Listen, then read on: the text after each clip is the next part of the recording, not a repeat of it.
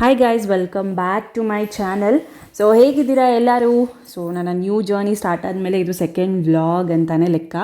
So ಇವತ್ತು Saturday vlog ಮಾಡ್ತಾಯಿದ್ದೀನಿ ನಾನು. ಬೆಳಗ್ಗೆ ಆ್ಯಸ್ ಯೂಶ್ವಲ್ ನಾನು ಲಾಸ್ಟ್ ವ್ಲಾಗಲ್ಲೇ ಹೇಳಿದ್ದೆ. ಇನ್ನೂ ಯಾರೆಲ್ಲ ಲಾಸ್ಟ್ ವ್ಲಾಗ್ ನೋಡಿಲ್ಲ, ಸೊ ಖಂಡಿತವಾಗ್ಲೂ ಹೋಗಿ ನೋಡಿ, ಚೆಕ್ ಮಾಡಿ.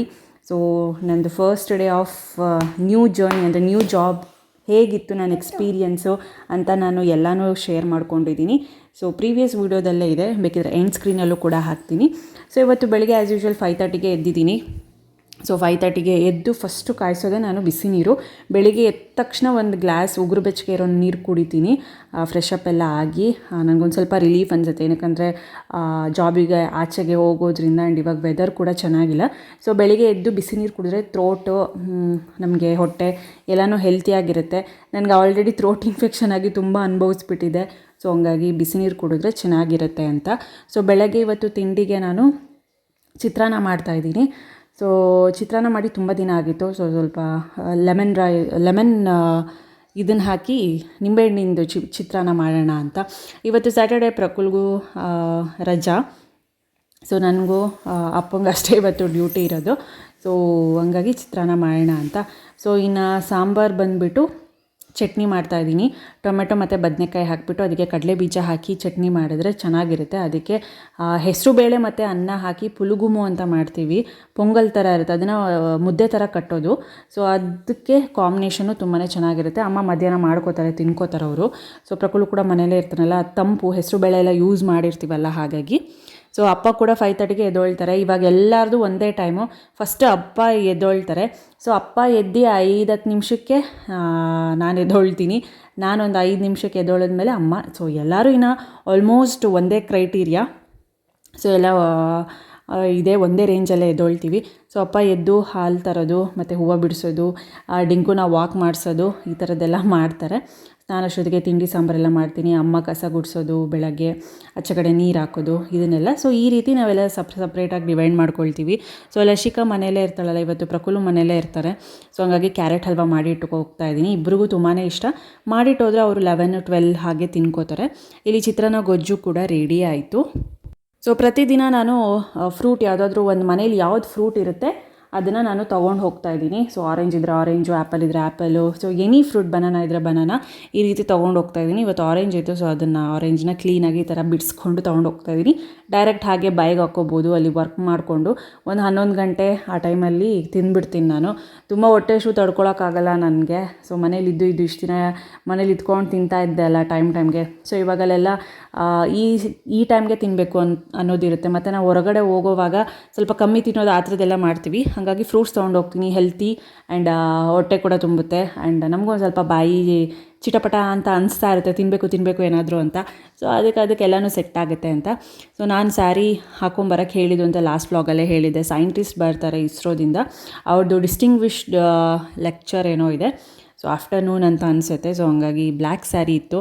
ಸೊ ಸಾಫ್ಟ್ ಸ್ಯಾರಿ ಅಲ್ವಾ ಅಂತ ಇದನ್ನು ಉಟ್ಕೊಂಡೆ. ಸೊ ರೆಡಿ ಆಗಿಬಿಟ್ಟು ಚಿತ್ರಾನ್ನ ತಿಂದ್ಬಿಟ್ಟು ತಲೆ ಬಾಚ್ಕೊಳ್ಳೋಣ ಅಂತ ಇದ್ದೀನಿ. ಬ್ಲ್ಯಾಕ್ ಅಂದರೆ ಸಿಕ್ಕಾಪಟ್ಟೆ ಇಷ್ಟ ಆಗುತ್ತೆ ನನಗೆ. ಆ್ಯಂಡ್ ಈ ಥರ ಸಾಫ್ಟ್ ಸ್ಯಾರಿ ಅಂದರೆ ಬೇಗನೆ ಉಟ್ಕೊಂಡು ಹೋಗ್ಬೋದು. ಕಾಟನ್ನು ಅದು ಇದು ಅಂದರೆ ಸ್ವಲ್ಪ ಲೇಟ್ ನನಗೆ. ಹಾಗಾಗಿ ಇದು ಅಲ್ಲಿ ಮ್ಯಾನೇಜ್ ಮಾಡೋಕ್ಕೂ ಚೆನ್ನಾಗಿರುತ್ತೆ. 8 ಅವರ್ಸಲ್ಲಿ ಇರಬೇಕು. ಸೊ ಓಡಾಡಬೇಕು, ಕೆಲಸ ಮಾಡಬೇಕಲ್ವ. ಸೊ ಅದಕ್ಕೆ ಈ ಥರ ಸ್ಯಾರೀಸ್ ಆದರೆ ಬೆಸ್ಟ್, ಸಾಫ್ಟ್ ಸ್ಯಾರೀಸು. ಸೊ ಹೇಗೆ ಕಾಣಿಸ್ತಿದ್ದೀನಿ ಅಂತ ನನಗೆ ಕಮೆಂಟ್ ಸೆಕ್ಷನಲ್ಲಿ ತಿಳಿಸಿ. ತಿಂಡಿ ಎಲ್ಲ ಆದಮೇಲೆ ನಾನು ಬಾಚ್ಕೋತೀನಿ ಹೇರ್ಸು, ಆವಾಗ ಸ್ವಲ್ಪ ಕ್ಲೀನಾಗಿ ಕೂತ್ಕೊಳ್ಳುತ್ತೆ ಅಂತ ಅಷ್ಟೇ. ಈಗ ರೆಡಿ ಆಗಿದ್ದೀನಿ ಸಿಂಪಲ್ಲಾಗಿ, ಕಾಲೇಜ್ಗೆ ಅಲ್ವಾ, ಜಾಸ್ತಿ ಏನು ಓವರ್ ಮೇಕಪ್ ಎಲ್ಲ ಮಾಡ್ಕೊಳ್ಳಲ್ಲ, ಸಿಂಪಲ್ಲಾಗಿ ಅಫಿಷಿಯಲಾಗಿ. ಸೊ ಇವತ್ತು ಅದೇನೋ ಪ್ರೋಗ್ರಾಮ್ ಇದೆಯಂತೆ. ಇಸ್ರೋ ಸೈಂಟಿಸ್ಟ್ ಇಬ್ಬರು ಚೀಫ್ ಗೆಸ್ಟಾಗಿ ಬರ್ತಿದ್ದಾರೆ. ಸೊ ಹಂಗಾಗಿ ಎಲ್ಲರಿಗೂ ಸ್ಯಾರಿ ವೇರ್ ಮಾಡೋಕ್ಕೆ ಹೇಳಿದ್ದಾರೆ. ನಮಗೆ ಡ್ರೆಸ್ ಕೋಡ್ ಏನಿಲ್ಲ, ಲ್ಯಾಬ್ ಇನ್ಸ್ಟ್ರಕ್ಟರ್ಸ್ಗೆ ಸ್ಯಾರಿ ಡ್ರೆಸ್ಸು ಯಾವ್ದು ಬೇಕಾದರೂ ವೇರ್ ಮಾಡ್ಬೋದು ಅಂತ ಹೇಳಿದ್ದಾರೆ. ಸೊ ಹಂಗಾಗಿ ಅವ್ರು ಇವತ್ತು ಫಂಕ್ಷನ್ ಇದ್ದಾಗ ಸ್ಯಾರಿ ವೇರ್ ಮಾಡಬೇಕು. ಹೇಗೆ ಕಾಣಿಸ್ತಿದ್ದೀನಿ ಅಂತ ನನಗೆ ಕಮೆಂಟ್ ಸೆಕ್ಷನಲ್ಲಿ ತಿಳಿಸಿ. ಇದಾದರೂ ಒಂದು ಸ್ವಲ್ಪ ಸಾಫ್ಟ್ ಆಗಿರುತ್ತೆ ಸಂಜೆವರೆಗೂ ಇರೋದಕ್ಕೆ ಅಂತ. ಇವತ್ತು ಸ್ಯಾಟರ್ಡೇ, ಪ್ರಕುಲ್ಗೂ ರಜಾ. ಅದಕ್ಕೆ ಒಂದು ಸ್ವಲ್ಪ ನನಗೆ ಕೆಲಸ ಕಡಿಮೆ. ಅವ್ನು ಸ್ಕೂಲ್ ಇದ್ದರೆ ಅವ್ನು ರೆಡಿ ಮಾಡೋದು, ಬಾಕ್ಸಿಗೆ ಹಾಕ್ಕೊಡು, ಇದೆಲ್ಲ. ಸೊ ಟ್ರೈನಿಂಗ್ ಪೀರಿಯಡ್ ಅಲ್ಲ, 9 ಗಂಟೆಗೆ ಹೋದ್ರೂ ನಡೆಯುತ್ತೆ. ಇನ್ನು ನಾರ್ಮಲ್ ಟೈಮ್ ಅಂದು 8:45ಗೆ ಟೈಮು. ಸೊ 8:30 ಆಗಿದೆ, ಇನ್ನೊಂದು 1/4 ಗಂಟೆ. ಲಶಿಕಾ ಅಳ್ತಾಳೆ ನಾನು ಹೋಗೋ ಟೈಮಲ್ಲಿ ಒಂದು 5 ನಿಮಿಷ. ಅಪ್ಪ ಒಂದು ಸ್ವಲ್ಪ ಇರ್ತಾರಲ್ಲ, ಇನ್ನೂ 9:30ಗೆ ಹೋಗೋದು. ಸೊ ಅವ್ರೊಂದು ಸ್ವಲ್ಪ ಎತ್ಕೊಂಡು ಆಟ ಆಡಿಸಿ ಹೋಗ್ತಾರೆ. ಆಮೇಲೆ ಸುಮ್ಮನೆ ಆಗ್ತಾಳೆ, ಆಳೋದಿಲ್ಲ ಅವಳು. ಆಮೇಲೆ ನನಗೆ ಒಂದು ಸ್ವಲ್ಪ ಬಿಟ್ಟಿರೋದು ಒಂದು ಸ್ವಲ್ಪ ಇದನ್ಸುತ್ತೆ. ಸೊ ಹೋಗ್ತಾ ಹೋಗ್ತಾ ನನಗೂ ರೂಢಿ ಆಗುತ್ತೆ ಅಷ್ಟೇ. ಸೊ ಇವಾಗ ಓಡ್ತೀನಿ. ಅಲ್ಲಿ ಏನು ಬೇಸ್ ಟೆಕ್ನಿಕಲ್ ಏನು ಪ್ರೋಗ್ರಾಮ್ ಇದೆಯಂತ. ಸೊ ಅದಕ್ಕೆ ಇವತ್ತು ಫಂಕ್ಷನು. ಇವತ್ತು ಫುಲ್ ಡೇ ಕೂಡ ಇರುತ್ತೆ Saturday. May be next Saturday half day ಇರ್ಬೋದು ಅಂತ ಅನಿಸುತ್ತೆ. ಸೊ ಬನ್ನಿ ಮತ್ತೆ ನಾನು ಸಿಗ್ತೀನಿ ಡ್ಯೂಟಿ ಮುಗಿಸ್ಕೊಂಡು ಬಂದ್ಮೇಲೆ. ಫ್ರೆಂಡ್ಸ್, ಮನೆಗೆ ಬಂದೆ. ಇವತ್ತು ಒಂದು ಸ್ವಲ್ಪ ಲೇಟ್ ಆಗೋಯ್ತು, 1 hour ಲೇಟ್ ಆಗೋಯ್ತು. ಬಿಕಾಸ್ ಕಾಲೇಜ್ಗೆ ಇಸ್ರೋ ಸೈಂಟಿಸ್ಟ್ನ ಕರೆಸಿದ್ರು. ಇಬ್ಬರು ವುಮೆನ್ ಇಸ್ರೋ ಸೈಂಟಿಸ್ಟು. ಒಬ್ಬರು ಬಂದು ಫ್ಲೈಟ್ ಅದಕ್ಕೆ, ಆಮೇಲೆ ಇನ್ನೊಬ್ಬರು ಬಂದುಬಿಟ್ಟು ಸ್ಯಾಟಲೈಟ್ ಬಗ್ಗೆ. ಸೊ ಇಬ್ಬರು ಸೈಂಟಿಸ್ಟು ಬಂದಿದ್ದರು. ಸೊ ಹಂಗಾಗಿ ಅವ್ರದ್ದು ಬಂದಿದ್ದೆ 3 ಆಯಿತು. 2 ವೆನ್ಯೂ ಟೈಮಿಂಗ್ಸು. ಬಟ್ 3ಗೆ ಬಂದರು. ಸೊ ಹಂಗಾಗಿ 5:45 ಆಗೋಯ್ತು. ಮನೆಗೆ ಬರೋಷ್ಟಕ್ಕೆ 6 ಬಂದು ಹಾಲು ಕುಡ್ದಿದ್ದೀನಿ. ಸೊ ಇವಾಗ ಫ್ರೆಶ್ ಅಪ್ ಆಗಿದ್ದೀನಿ. ಚೆನ್ನಾಗಿದೆ ಒಂಥರ ಸೆಕೆಂಡ್ ಡೇ ಕೂಡ. ಇನ್ನೇನು ನಾಳೆ ರಜಾ. ಸ್ವಲ್ಪ ಲೇಟಾಗಿ ಎದ್ದೊಳಿದ್ರು ನಡೆಯುತ್ತೆ. ರಜಾ ಇದ್ದರೂ ತುಂಬ ಮಂಡೇಗೆ ನೆಕ್ಸ್ಟ್ ವೀಕಿಗೆಲ್ಲ ಪ್ರಿಪ್ರೇಷನ್ಸ್ ಮಾಡ್ಕೊಳ್ಳೋದಿರುತ್ತೆ ಡ್ಯೂಟಿಗೆ ಹೋಗೋದ್ರಿಂದ. ಸೊ ಈ ಥರ. ಸೊ ನೈಟ್ ನೋಡಬೇಕು ಏನು ಮಾಡಬೇಕು ಅನ್ನೋದು ಗೊತ್ತಿಲ್ಲ. ಸೊ ನೋಡೋಣ, ಏನಾದರೂ ಮಾಡಿದ್ರೆ ಮಾಡ್ತೀನಿ, ಇಲ್ಲಾಂದರೆ ರೈಸ್ ಮಾಡೋಣ ಅಂತ. ಸಾಂಬಾರು ಚಟ್ನಿ ಏನಾದರೂ ಇದ್ದರೆ ಅದಕ್ಕೆ ರೈಸ್ ಮಾಡೋಣ ಅಂತ.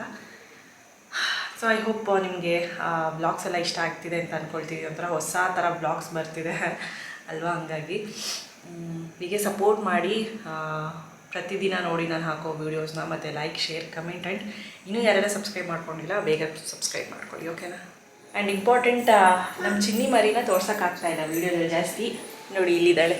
ಇವಳನ್ನ ಬಿಟ್ಟಿರೋದೇ ಒಂದಿದ್ದು ಅಲ್ಲ ಚಿನ್ನಿ ಮರಿ. ಇವಳನ್ನ ಬಿಟ್ಟಿರೋದೇ ಒಂದು ಬೇಜಾರು ನಮಗೆ ಅಲ್ಲ ಚಿನ್ನಿ ಮರಿ. ಏನು ಮಾಡ್ತಿರ್ತೀಯ?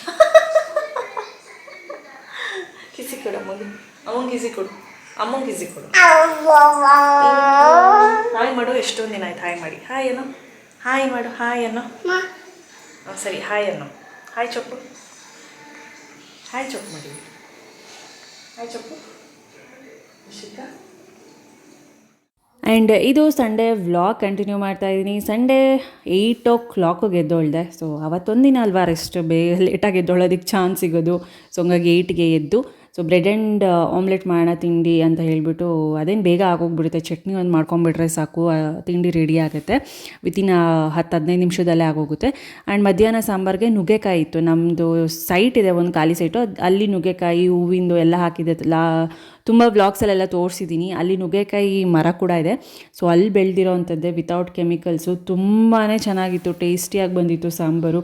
ಸೊ ಈ ಥರ ನಾವು ನಾಟಿದ್ದು ಎಲ್ಲ ತಿಂದಾಗ ಹೆಲ್ತ್ಗೂ ಚೆನ್ನಾಗಿರುತ್ತೆ ಮತ್ತು ಟೇಸ್ಟ್ ಕೂಡ ಹಾಗೇ ಇರುತ್ತೆ. ಸೊ ಸಾಂಬಾರಿಗೆಲ್ಲ ಕಟ್ ಮಾಡಿಕೊಂಡು, ಸೊ ಇವಾಗ ಬ್ರೆಡ್ ಆ್ಯಂಡ್ ಆಮ್ಲೆಟ್ ಹಾಕ್ಕೊಂಡಿದ್ದೀನಿ ವಿತ್ ಚಟ್ನಿ ಜೊತೆಗೆ. ಇಲ್ಲಿ ಆಯಿಲ್, ಇವಾಗ ಆಯಿಲಿಂಗ್ ಕೂಡ ಅಷ್ಟೇ, ಬರೀ ಸಂಡೇಸು ರಜಾ ಇದ್ದಾಗಲೇ ಹೇರ್ ಆಯಿಲ್ ಎಲ್ಲ ಅಪ್ಲೈ ಮಾಡ್ಕೊಳಕ್ಕಾಗೋದು. ಇಲ್ಲಿ ನಾನು ಸ್ವಲ್ಪ ಕೊಬ್ಬರಿ ಎಣ್ಣೆ, ಸ್ವಲ್ಪ ಬಾದಾಮಿ ಎಣ್ಣೆ ಮತ್ತು ಒಂದು ಸ್ವಲ್ಪ ಮೆಂತ್ಯಕಾಳು ಹಾಕ್ಬಿಟ್ಟು, ಮೆಂತ್ಯಕಾಳು ಕಲರ್ ಚೇಂಜ್ ಆಗೋವರೆಗೂ ಚೆನ್ನಾಗಿ ಬಾಯ್ಲ್ ಮಾಡ್ಕೊಂಡಿದ್ದೀನಿ. ಅದು ಒಂದು ಸ್ವಲ್ಪ ಉಗುರು ಬೆಚ್ಚಗೆ ಇರೋವಾಗ ಹೇರ್ಸ್ಗೆ ಹಚ್ಕೊಂಡೆ. ಸೊ ಇಡೀ ಡೇ ಫುಲ್ಲು ಬಿಟ್ಟು ಮಂಡೇ ನೆಕ್ಸ್ಟ್ ಡೇ ತಲೆ ಸ್ನಾನ ಮಾಡೋಣ ಅಂದ್ಬಿಟ್ಟು ಸೊ ಇವಾಗ ಆಯಿಲಿಂಗ್ ಮಾಡ್ಕೋತಾ ಇದ್ದೀನಿ. ಒಂದು ಸ್ವಲ್ಪ ನನಗೆ ಕೆಳಗಡೆ ಏನೋ ಹೇರ್ ಟಿಪ್ಸು ಕೊನೆಯಲ್ಲಿದೆಯಲ್ಲ, ಅಲ್ಲಿ ಡ್ರೈ ಅಂತ ಅನಿಸುತ್ತೆ ಅಷ್ಟೇ. ಅದೆಲ್ಲರಿಗೂ ಕಾಮನ್ನು. ಸೊ ಅದೊಂದು ಸ್ವಲ್ಪ ಅವಾಯ್ಡ್ ಮಾಡಬೇಕು ಅಂದರೆ ವೀಕ್ಲಿ ಒಂದ್ಸಲಿ ಆದರೂ ಈ ಥರ, ಇವಾಗ ಎಸ್ಪೆಷಲಿ ಡ್ಯೂಟಿಗೆ ಹೋಗೋರು ಆದರೆ ಟೈಮೇ ಸಿಗೋಲ್ಲ ಆಯಿಲ್ ಮಾಡ್ಕೊಳ್ಳೋದಕ್ಕೆ.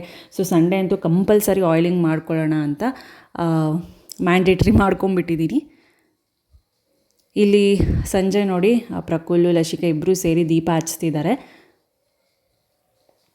ಸೊ ತುಂಬಾ ವಿಂಟರ್ ಇರುತ್ತಲ್ಲ, ತುಂಬಾ ಚಳಿ ಇರುತ್ತಲ್ಲ, ಹಂಗಾಗಿ ಲಶಿಕಾಗೆ ಎಲ್ಲನೂ ಕವರ್ ಮಾಡಿಬಿಡ್ತೀನಿ. ಸ್ವಲ್ಪ ಚಳಿಗಾಲ ಹೋಗೋವರೆಗೂ ಆದಷ್ಟು ಬೆಚ್ಚಗೆ ಇಟ್ಕೋಬೇಕು ಮಕ್ಕಳನ್ನ. ಸೊ ಇಲ್ಲ ಅಂದರೆ ಪದೇ ಪದೇ ಹುಷಾರು ತಪ್ಪೋದು, ಈ ಥರದ್ದೆಲ್ಲ ಆಗ್ತಾನೆ ಇರುತ್ತೆ. ಈ ಮಕ್ಳಿಗೆ ಸುಮ್ಮನೆ ತಲೆ ಬಿಸಿ ಆಗೋದು ಈ ಚಳಿಗೆ, ಆ ಥರದ್ದೆಲ್ಲ ಆಗ್ತಾನೆ ಇರುತ್ತೆ. ಸೊ ಅದನ್ನೆಲ್ಲ ಅವಾಯ್ಡ್ ಮಾಡಬೇಕು ಅಂದರೆ ಅಟ್ಲೀಸ್ಟ್ ಮನೇಲಿ ಸಾಕ್ಸ್ ಹಾಕೋದು, ಸ್ವಲ್ಪ ಜಾಕೆಟ್ ಅದು ಹಾಕೋದು, ಅದನ್ನೆಲ್ಲ ಮಾಡ್ಕೋಬೇಕಾಗತ್ತೆ. ಸೊ ಪ್ರಕುಲ್ ದೀಪ ಹಚ್ಚು ಅಂದರೆ ಅವನೇ ಹಚ್ತಾ ಇದ್ದ. ಮಾಡ್ತಾನೆ ದೀಪ ಹಚ್ಚೋದು, ಅದನ್ನೆಲ್ಲನೂ ಮಾಡ್ತಾನೆ, ಏನೂ ಹೇಳೋ ಅವಶ್ಯಕತೆ ಇಲ್ಲ. ಫ್ರೆಂಡ್ಸ್, ಇವಾಗ ಎಗ್ ಬಿರಿಯಾನಿ ಮಾಡೋಣ ಅಂತ ಎಲ್ಲ ರೆಡಿ ಮಾಡಿ ಇಟ್ಕೊಂಡಿದ್ದೀನಿ. ರೆಸಿಪಿ ಕೂಡ ತೋರಿಸ್ತೀನಿ. ಆ್ಯಂಡ್ ಆಗಲೇ ರಾಘವೇಂದ್ರ ಬ್ಯಾಗ್ಸ್ ಇದಕ್ಕೆ ಹೋಗಿದೆ, ಎಸ್.ಎಸ್.ಪುರಮಲ್ಲಿದೆ. ತುಂಬ ಚೆನ್ನಾಗಿದೆ ಕಲೆಕ್ಷನ್ ಎಲ್ಲ, ಪ್ರಕುಲ್ಗೆಲ್ಲ ತಂದಿದ್ದಲ್ಲೇ. ಸೊ ಇವಾಗ ಅಲ್ಲೇ ಹೋಗಿದೆ, ಒಂದು ಬ್ಯಾಗ್ ಬೇಕಿತ್ತು. ಸುಮ್ಮನೆ ಒಂದು ಲಂಚ್ ಬ್ಯಾಗು ಮತ್ತು ಒಂದು ವ್ಯಾನಿಟಿ ಬ್ಯಾಗ್ ಥರ ಎರಡೆರಡು ಆಗೋದು ಬೇಡ ಅಂತ ಒಂದು ಕಾಲೇಜ್ ಬ್ಯಾಗ್ ತೊಗೊಂಡೆ. ಅದರಲ್ಲಿ ಬುಕ್ಕು, ಪೆನ್ನು ಮತ್ತು ಬಾಕ್ಸು, ಬಾಟಲ್ ಎಲ್ಲನೂ ಇಟ್ಕೊಂಡು ಹೋಗ್ಬೋದು. ಒಂದು ಮಿಲ್ಟನ್ದು 2 ಬಾಟಲ್ ತೊಗೊಂಡೆ. 24 hours ಕೂಲ್ ಬರುತ್ತಲ್ಲ, ಹಾಟು ಕೋಲ್ಡ್ ಬರುತ್ತಲ್ಲ, ಅದನ್ನು ತೊಗೊಂಡೆ. ಆ್ಯಂಡ್ ಒಂದು ಬಾಕ್ಸ್ ಬೇಕಿತ್ತು ಸ್ಟೀಲಿಂದ, ಅದೊಂದು ತೊಗೊಂಡೆ. ಇನ್ನೆಲ್ಲ ಚಿಕ್ಕ ಪುಟ್ಟ ಏನಾದರೂ ಚಟ್ನಿ ಹಾಕ್ಕೊಂಡು ಹೋಗೋದಕ್ಕೆ ಮನೆಯಲ್ಲೇ ಇದೆ. ಒಂದು ಸ್ಟೀಲ್ದು ಬೇಕಿತ್ತು, ಪ್ರಕೃತಿ ತೊಗೊಂಡು ಹೋಗಿದ್ದೆ ಮೊನ್ನೆ ಸ್ಯಾಟರ್ಡೆ ಅವ್ನಿಗೆ ರಜಾ ಅಂತ. ಸೊ ಅದನ್ನು ತೋರಿಸ್ತೀನಿ ಇವಾಗ ಸದ್ಯಕ್ಕೆ. ಎಗ್ ಬಿರಿಯಾನಿ ಮಾಡೋ ತೋರಿಸ್ತೀನಿ ಈಸಿಯಾಗಿ. ತುಂಬ ಟೇಸ್ಟಿಯಾಗಿರುತ್ತೆ, ಫಟಾಫಟ್ ಅಂತ ಆಗುತ್ತೆ. ಫುಲ್ ಎಣ್ಣೆ ಹಚ್ಕೊಂಡ್ಬಿಟ್ಟಿದ್ದೀನಿ, ಇವತ್ತು ಸಂಡೇ ಅಲ್ವಾ, ಸೊ ನಾಳೆ ಬೆಳಿಗ್ಗೆ ಎಗ್ ಬಾತ್ ಮಾಡೋಣ ಅಂತ. ಸೊ ಇವಾಗ ಆಲ್ರೆಡಿ ಬಾಯ್ಲ್ ಮಾಡಿದ್ದೀನಿ ಎಗ್ಸ್ನ. ಅದನ್ನು ಪೀಲ್ ಮಾಡ್ತೀನಿ. ಅಷ್ಟೊತ್ತಿಗೆ ಆನಿಯನ್ಸು ಬ್ರೌನ್ ಮಾಡ್ಕೊತೀನಿ. ಇದು ಸ್ವಲ್ಪ ಚೆನ್ನಾಗಿ ಫ್ರೈ ಮಾಡಿಬಿಟ್ಟು ಬ್ರೌನ್ ಆನಿಯನ್ಸ್ ಮಾಡ್ಕೊತೀನಿ. ಸೊ ಬನ್ನಿ ನೋಡೋ ರೆಸಿಪಿನ. ಸೊ ಮೊದಲು ನಾನು ಒಂದು ಸ್ವಲ್ಪ ಆಯಿಲ್ ಹಾಕಿಬಿಟ್ಟು ಈ ಥರ ಲಾಂಗಾಗಿ ಕಟ್ ಮಾಡ್ಕೊಂಡಿದ್ದೀನಿ ಈರುಳ್ಳಿನ. ಸೊ ಅದು ಚೆನ್ನಾಗಿ ಬ್ರೌನ್ ಆಗಬೇಕು. ಈ ಬಿರಿಯಾನಿ, ದಮ್ ಬಿರಿಯಾನಿಗೆಲ್ಲ ನಾವು ಹೇಗೆ ಬ್ರೌನ್ ಆನಿಯನ್ಸ್ ಮಾಡ್ಕೋತೀವಿ, ಸೊ ಆ ರೀತಿ ಚೆನ್ನಾಗಿ ಫ್ರೈ ಮಾಡ್ಕೋಬೇಕು. ತುಂಬಾ ಚೆನ್ನಾಗಿರುತ್ತೆ ಇದು. ಏನಕ್ಕೆ ಈ ಥರ ಬ್ರೌನ್ ಆನಿಯನ್ಸ್ ಹಾಕ್ಕೋಬೇಕು ಅಂದರೆ ಟೇಸ್ಟ್ ಎನ್ಹಾನ್ಸ್ ಆಗುತ್ತೆ. ಸೊ ಹಂಗಾಗಿ ಬ್ರೌನ್ ಆನಿಯನ್ಸ್ ಈ ರೀತಿ ಮಾಡಿಕೊಂಡು ನಾನು ಇವಾಗ ಪಕ್ಕಕ್ಕೆ ತೆಗೆದಿಟ್ಕೋತಾ ಇದ್ದೀನಿ.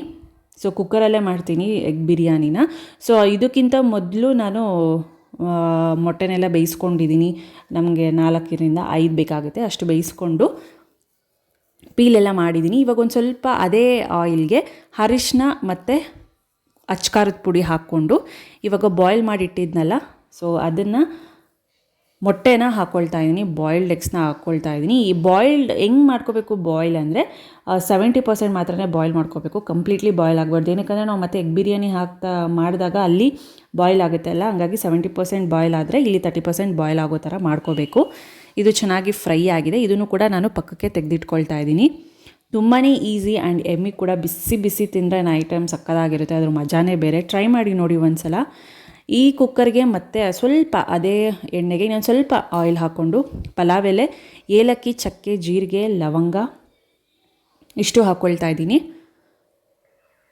ಮತ್ತು ಮರಾಠಿ ಮೊಗ್ಗು. ಸೊ ಇಷ್ಟನ್ನು ಹಾಕ್ಕೊಂಡು ಚೆನ್ನಾಗಿ ಫ್ರೈ ಮಾಡ್ಕೊಳ್ತಾ ಇದ್ದೀನಿ. ಇದಕ್ಕೆ ಈರುಳ್ಳಿ ಮತ್ತು ಹಸಿರು ಮೆಣಸಿನ್ಕಾಯಿನ ಹಾಕ್ಕೊಳ್ತಾ ಇದ್ದೀನಿ. ಹಾಗೆ ಕರಿಬೇವಿನ ಸೊಪ್ಪು ಕೂಡ ಹಾಕ್ಕೊಳ್ತಾ ಇದ್ದೀನಿ.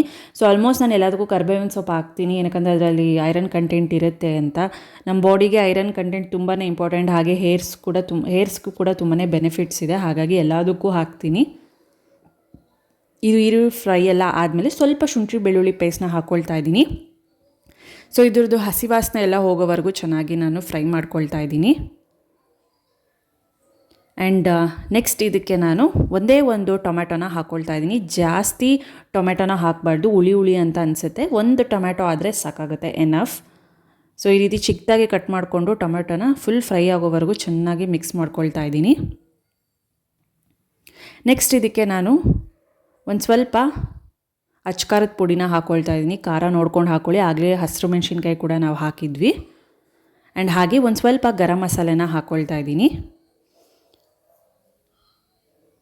ಇಷ್ಟನ್ನು ಚೆನ್ನಾಗಿ ಫ್ರೈ ಮಾಡ್ಕೋಬೇಕಾಗತ್ತೆ. ಸೊ ಗರಂ ಮಸಾಲೆ ಮತ್ತು ಅಚ್ಕಾರದ ಪುಡಿನ ಹಾಕ್ಕೊಂಡಿದ್ದೀನಿ. ಸೊ ಇದ್ರದ್ದು ಹಸಿ ವಾಸನೆ ಎಲ್ಲ ಹೋಗೋವರೆಗೂ ಚೆನ್ನಾಗಿ ಫ್ರೈ ಮಾಡ್ಕೋಬೇಕು. ನೆಕ್ಸ್ಟ್ ಇದಕ್ಕೆ ನಾನು 1.5 ಲೋಟದಷ್ಟು ಅಕ್ಕಿ ಹಾಕ್ಕೊಳ್ತಾ ಇದ್ದೀನಿ. 1.5 ಲೋಟ ಅಕ್ಕಿಗೆ 3 ಲೋಟ ನೀರು ಹಾಕ್ಕೋಬೇಕು. ಮಾಮೂಲಿ ಸೋನಾ ಮಸೂರಿ ಅಕ್ಕಿನೇ ಯೂಸ್ ಮಾಡ್ತಾಯಿದ್ದೀನಿ. ಸೊ ಅಕ್ಕಿ ಮೊದಲು ಹಾಕ್ಕೋತೀನಿ, ನೀರು ಆಮೇಲೆ ಹಾಕ್ಕೋಬೇಕು. ಸೊ ಅಕ್ಕಿ ಹಾಕಿಬಿಟ್ಟು ಚೆನ್ನಾಗಿ ವಾಶ್ ಮಾಡಿ ನೆಕ್ಸ್ಟ್ ಇದಕ್ಕೆ ಚೆನ್ನಾಗಿ ತೊಳೆದಿರೋ ಅಂಥದ್ದು ಅಕ್ಕಿ ಎಲ್ಲ ಚೆನ್ನಾಗಿ ಮಿಕ್ಸ್ ಮಾಡ್ಕೋಬೇಕು. ಸೊ ಮಸಾಲೆ ಎಲ್ಲ ಚೆನ್ನಾಗಿ ಹಿಡಿಯುತ್ತೆ. ಇವಾಗ 3 ಗ್ಲಾಸ್ ಕರೆಕ್ಟಾಗಿ ನಾನು ನೀರು ಹಾಕ್ಕೊಂಡಿದ್ದೀನಿ. ಇದಕ್ಕೆ ಚಿಕ್ಕದಾಗಿ ಕೊತ್ತಂಬರಿ ಸೊಪ್ಪನ್ನ ಕಟ್ ಮಾಡಿಕೊಂಡು ಹಾಕ್ಕೊಳ್ತಾ ಇದ್ದೀನಿ. ಸೊ ಇದಿಷ್ಟೇ. ಇದಾದಮೇಲೆ ನಾನು ಆಗಲೇ ಬಾಯ್ಲ್ಡ್ ಮಾಡಿ ಫ್ರೈ ಮಾಡ್ಕೊಂಡಿದ್ವಲ್ಲ ಎಗ್ಸ್ನ, ಅದನ್ನು ಹಾಕ್ಕೊಳ್ತಾ ಇದ್ದೀನಿ. ಸೊ ಕೊನೆಗೆ ಒಂದು ಸ್ವಲ್ಪ ರುಚಿಗೆ ತಕ್ಕಷ್ಟು ಉಪ್ಪು ಹಾಕಿಬಿಟ್ಟು ಒಂದು ಕುದಿ ಬಂದಮೇಲೆ ಕುಕ್ಕರ್ ಮುಚ್ಚಳ ಮುಚ್ಚಿದ್ರೆ ಒಂದು 3 ವಿಸಲ್ ಹಾಕಿಸ್ಕೊಂಡ್ರೆ ಸಾಕಾಗುತ್ತೆ. ಬೇಕಿದ್ರೆ ನೀವು ಇನ್ನೂ ಕಸೂರಿ ಮೇಥಿ ಕೂಡ ಹಾಕೋಬೋದು. ಸೊ ಮನೇಲಿ ಇರಲಿಲ್ಲ, ಸೊ ಹಂಗಾಗಿ ಹಾಕ್ಕೊಳ್ಳಿಲ್ಲ. ದಟ್ ಈಸ್ ಆಪ್ಷನಲ್, ನಿಮ್ಮ ಟೇಸ್ಟ್ ತಕ್ಕನಂಗೆ. ಸೊ ಒಂದು ಕುದಿ ಬಂದಮೇಲೆ ನಾನು ಮುಚ್ಚಳ ಮುಚ್ತಾ ಇದ್ದೀನಿ. 3 ವಿಸಿಲ್ ಬಂದರೆ ಸಾಕಾಗುತ್ತೆ. ಬಿಸಿ ಬಿಸಿಯಾಗಿ ಯಮ್ಮಿ ಆಗಿರೋವಂಥದ್ದು ಎಗ್ ಬಿರಿಯಾನಿ ರೆಡಿ ಆಗುತ್ತೆ. ನೋಡಿ ಇದಾಯಿತು, 3 ವಿಸಿಲ್ ಆಯಿತು. ನೋಡಿ ಎಷ್ಟು ಪರ್ಫೆಕ್ಟಾಗಿ ಬಂದಿದೆ. ಸೊ ನೀರು ಹಾಕೋದ್ರ ಮೇಲೆ ಡಿಪೆಂಡ್ ಆಗುತ್ತೆ. ಸೊ ನೀವು ಹೇಗೆ ಅದನ್ನು ಪರ್ಫೆಕ್ಟಾಗಿ ಅಡುಗೆ ಮಾಡ್ತೀರಾ ಅಂತ. ಸೊ ಎಗ್ ಬಿರಿಯಾನಿ ರೆಡಿ ಆಯಿತು.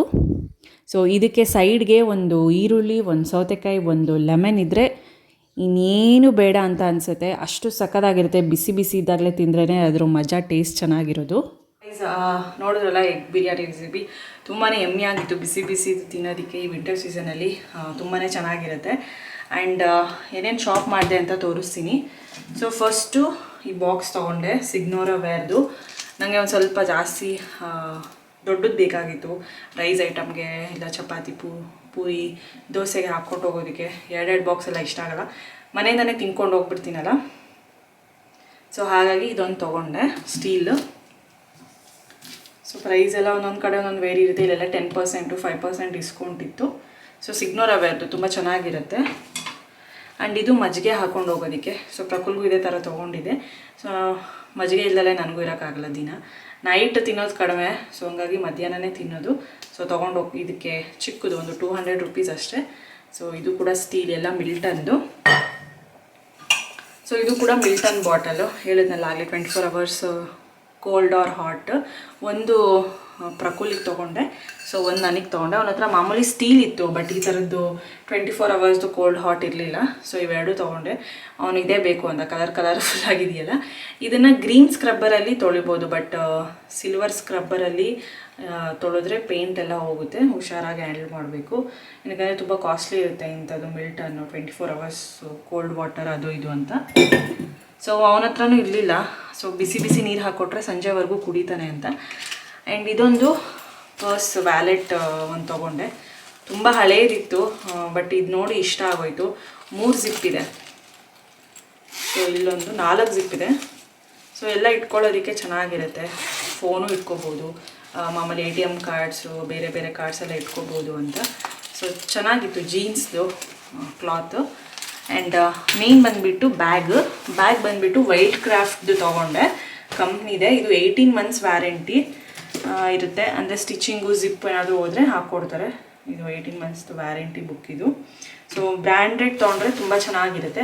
3 ಜಿಪ್ಸ್ ಯಾವಾಗಲೂ ಕಾಲೇಜಲ್ಲಿ ಯೂಸ್ ಮಾಡಿದ್ದು 10 ವರ್ಷದಿಂದ.